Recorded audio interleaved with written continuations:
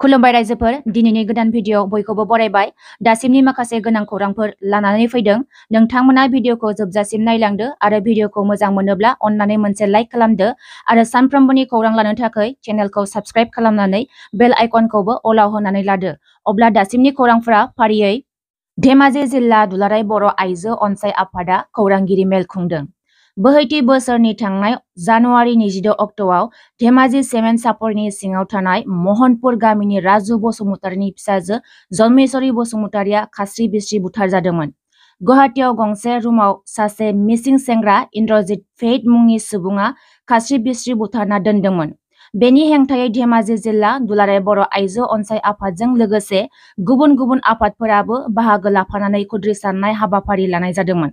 फिन मैया 27 फेब्रुआरियाव धेमाजि जिल्ला दुलाराय बर' आइजो अनसाय आफादा खौरांगिरि मेल खुंनो गोनां जानायनि गुबै जाहोना जादों जाथायनि सायाव बिथांमोननि गोबां दाबिफोरखौ आसाम सरकारा मावफुंना होआखै। मख'नो गोनांदि रुंसारि जन्मेश्वरी बसुमतारीनि पस्टमर्टम रिपर्टआबो खालिहैसो फैदों होनना फोरमायदों आइजो आफादा। बे खौरांखौ नखरनिफ्राय मोननाय लोगो लोगो आरो आसाम सरकारा मोनसेबो दाबिफोरनि सायाव मावफुङैनि थाखाय धेमाजि जिल्ला बर' आइजो अनसाय आफादा खौरांगिरि मेलनि गेजेरजों गोथौ दुखु मोननाय फोरमायदों। दिनै 28 फेब्रुआरि नेशनेल साइन्स डे जों लोगोसे बड'लेण्ड इउनिभार्सिटिनि फाउन्डेसन डे फालिदों। मैया 27 फेब्रुआरियाव साइन्स डेनि लोब्बायै फरायसाफ्रा रोंगौथिखौ दिन्थिफुंनाय हाबाफारि लानायखौ नुनो मोन्दों। दिनैनि नेशनेल साइन्स डेखौ फालिनायनि थांखि एबा गुबै जाहोना जादों साइन्सनि इम्पर्टेन्टखौ माबोरै प्रमट खालामनो हायो, माबोरै साइन्सनि गोनांथिखौ गोजौनिफ्राय गोजौआव लांनो हागोन। बेनि थाखायनो बे साइन्स डेखौ फालिनाय जायो होनना बुंदों बड'लेण्ड मुलुगसोलोंसालिनि रेजिस्ट्रार डक्टर सुबुं बसुमतारीया। दिनैनि बड'लेण्ड मुलुगसोलोंसालियाव जानो गोनां साइन्स डे काम फाउन्डेसन डेआव गाहाय आलासि महरै बाहागो लाफैगोन बिटिआरनि सीएम प्रमद बर'जों लोगोसे बर' साहित्य सभानि गाहाय आफादगिरि डक्टर शरत नार्जारी बिथांमोनजों लोगोसे बड'लेण्ड मुलुगसोलोंसालियाव आगोलाव भाइस चेन्सेलर जाना थांनाय बिथांमोनाबो बाहागो लाफैगोन। लोगोसे बड'लेण्ड इउनिभार्सिटिनि आन्डाराव थानाय एफिलिएटेड कलेजफोरनि प्रिन्सिपाल बिथांमोनाबो बाहागो लाफैगोन होनना फोरमायदों रेजिस्ट्रार डक्टर सुबुं बसुमतारीया। बड'लेण्ड मुलुगसोलोंसालिनि थाखाय मोनसे गोग्गाथाव बाथ्रा दि अल इन्डिया इन्टार इउनिभार्सिटि उसु चेम्पियनशिपआव बाहागो लाहैनाय बड'लेण्ड मुलुगसोलोंसालिनि फरायसा एबा गेलेगिरिफोरा गासै मोन 8 मेडेलखौ देरहानो हाबोदों होनना खौरां मोन्दों। पान्जाबनि चन्डीगढ़ मुलुगसोलोंसालियाव 22 निफ्राय 27 फेब्रुआरिसिम खुंनाय अल इन्डिया इन्टार इउनिभार्सिटि उसु चेम्पियनशिपआव बड'लेण्ड मुलुगसोलोंसालिनि फरायसाफोरा मोननै सनानि मेडेल, मोनसे रुपानि मेडेल आरो मोनबा ब्रन्जनि मेडेलखौ देरहानो हादों होनना मिथिनो मोन्दों। गिख्रंथावै अर खामनायजों गंसे बर'नि न'आ सिलिंखार। बाक्सानि मेदाघाट भालुकदाङायाव गंसे नखराव गिलु बालु अर खामदों। मिथिनाय बादिब्ला काजल रामसियारि मुंनि नखराव दुखुनि थासारि सोमजिदों। हरखाबै काजल रामसियारिनि न'आव अर नांनानै न'आ फारसेनिफ्राय सिलिंखार जादों।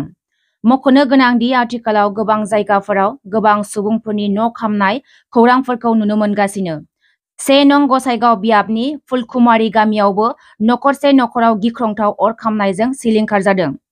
फुलकुमारि गामिनि थागिबि रबिन मार्डिनि न'आव गिख्रंथाव अर खामनानै सिलिंखार जादों। मोनथिनो मोननाय बादिब्ला रबिन मार्डिनि न'नि साखाथियाव थानाय गोरान हाखौ सोरबा सिनाय मोनै सुबुङा सावना होनायाव अरा रबिन मार्डिनि न'खौ गिख्रंथावै खामग्लिजोबदों। मिथिनाय बादिब्ला बिथांनि न'आव थानाय गोबां बेसेन गोसा मुवाफोर, गाननाय जोमनाय, जि जोम गासैबो खामनानै सेवहांगार जाजोबदों। अर खामजानाय दुखुथिया नखराव एमएलए जरन बसुमतारीया खौरां लाहैनायजों लोगोसे नखराव नांगौ जानाय माखासे मुवाफोरखौ राननानै हैदों। मख'नो गोनांदि रबिन मार्डिनि गासै गंब्रै न'आबो खामनानै सेवहांगार जाजोबदों। बिथांमोना थानो थाखाय दिनै गंसेबो न' गैला। दुखुथिया नखरनि थाखाय खहा जानाय गासैखौबो नायबिजिरनायनि उनाव सरकारथिंजायनिफ्राय अनसुंथाइखौ होनाय जागोन होनना बुंदों एमएलए जरन बसुमतारीया। फैगौ 1 मार्चआव कामरुप मेट्र' जिल्ला इउबिपिअआ खुंगा 11थि बोसोरसालिया जथुम्माखौ खुंनो लाहार-फाहार। बे इउबिपिअनि 11थि बोसोरसालिया जथुम्मायाव गाहाय आलासि महरै बिकेडब्लिउएसिनि चिफ मिहिनेश्वर बसुमतारीया बाहागो लागोन। बिथांनि अनगायैबो मिरुनि आफादगिरि लोगोसे मानगोनां गोबां आलासिफोरा बाहागो लागोन होनना मिथिनो मोन्दों। मणिपुरनि मिति हारिनि आरामबाई टेंगल हानजाया हाथियार गथायबाय। मणिपुरनि गवर्नर अजय कुमार बाल्लाजों गोजोन सावरायनायनि उनावनो मणिपुरनि 7 जिल्लाफोराव गोख्रों हाथियारफोरखौ रैखाथि हानजानो गथायदों आरामबाई टेंगलआ। गोबां रोखोमनि गावग्रा हाथियारफोर गासै 246निबो गोबां गिख्रंथाव हाथियारफोरखौ गथायदों आरामबाई टेंगलआ। आथिखालाव प्रमद बर' दैदेननाय बिटिआर सरकारा गोबां जायगाफोराव जौगानायनि खामानि मावनो गोबां अन्थाइ खाम्फा बेखेवनायखौ नुनो मोनगासिनो। मैया 30 नं गरेश्वर बियाबनि गुरुमु भिसिडिसिनि सिङाव थानाय सनमहारि मरिगाव मिलनपुर सकनिफ्राय मिलननगर फुटबल फोथारसिम गासै 1200 मिटार गोलाव लामाखौ बानायनो थाखाय अन्थाइ खाम्फा गायसनदों। बे अन्थाइ खाम्फाखौ मैया बिटिआरनि सीएम प्रमद बर'आ बेखेवनानै होयो।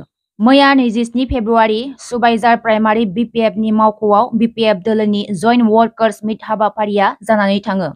बे मावथि फारिया जथुमाजों लोगोसेनो जयनिंनि हाबाफारिबो लानायखौ नुनो मोन्दों। गोबां रायजो राजाफोरा बाहागो लानायखौ नुनो मोन्दों आरो गोबां गुबुन गुबुन दोलोनिफ्राय बिपिएफ दोलोआव जयनिं जानायखौ नुनो मोन्दों।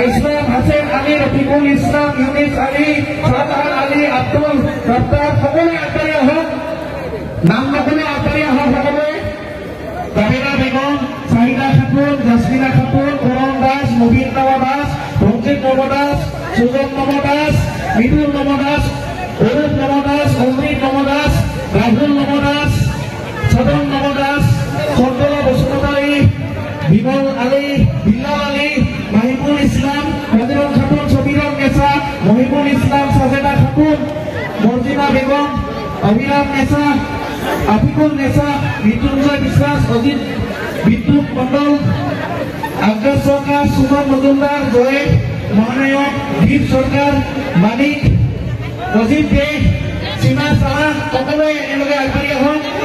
শুভদীপ নাইক বিজেপি সুমন রায় প্রসেনজিৎ বর্মন শরৎ মল্লিক সম্রাট মহানায়ক সমীর মণ্ডল রামপ্রসাদ মণ্ডল বিপিটিএল সকলে আগবাঢ়ি আহক একেলগে। তাৰপিছত মণ্ডল আলী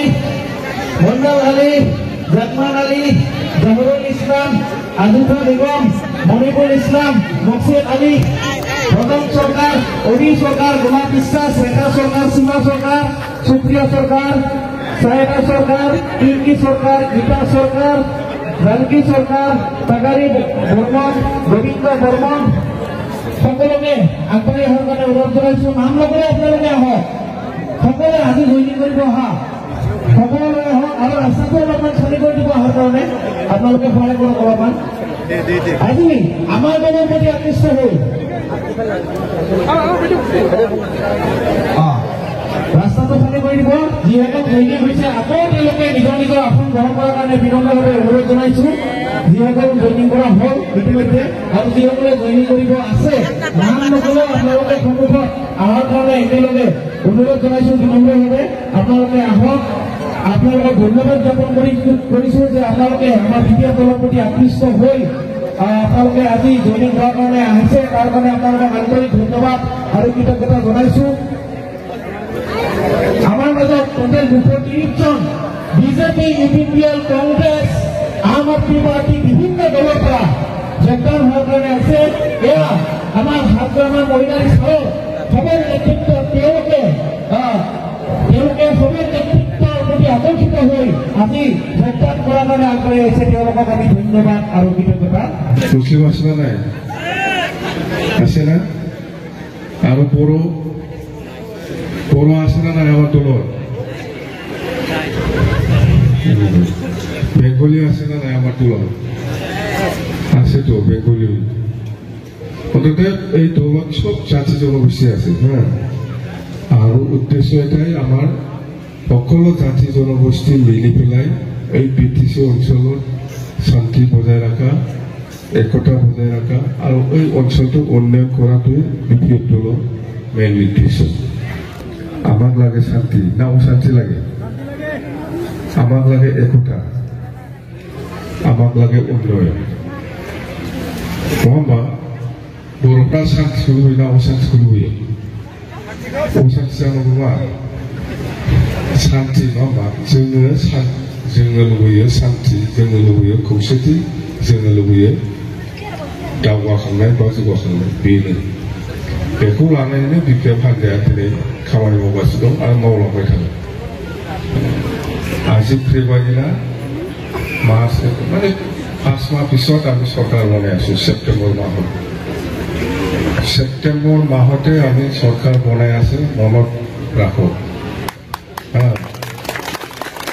আৰু सरकारটো বনোৱাৰ পিছত আমি তাৰমানে আমাৰ বিটিসি অঞ্চলত 1 নম্বৰ সমস্যা আছে মাটিৰ কথা লৈ পেলাই এই কারণে যেটা সরকার আহিব এইবার আমি আমার সরকারে মাটির পাট্টা প্রদান করব বলে আমি বহু মিটিংত প্রচার করে আছি সেই হিসাবত আমি মাটির পাট্টা প্রদান করব হানি পাট্টা নামনা না বড়ফোরাव বহু নামना हानि पाट्टा गैया नङाबा ना दंजोबो बर'फोरनाव मावनो हायो बेखौसो जों प्रचार खालामदों मावनो हायैखौ जों प्रचार खालामा केस করে পেলে হারাহাস্তি করেছে আর এই মুসলিমের ইউপিএফ করে হ্যাঁ tak এইগুলা কি খাবার